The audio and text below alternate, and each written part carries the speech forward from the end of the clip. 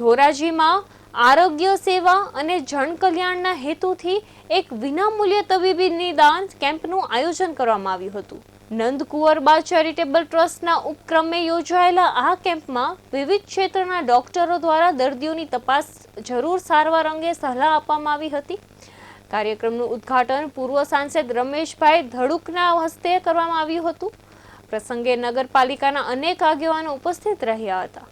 કેમ્પમાં મોટી સંખ્યામાં લોકોએ હાજરી આપી વિનામૂલ્ય આરોગ્ય સેવાઓનો લાભ લીધો હતો અને ઘણા લોકોએ આજે આ નિદાન કેમ્પનો લાભ લીધો અને 10 થી વધારે ડોક્ટરો બહારથી આવી અને 4 સુપર સ્પેશિયાલિસ્ટ ડોક્ટરો આવ્યા અને ખૂબ સારું કામ છે અને ખૂબ બધાને સારવાર સારી આપવામાં આવે છે।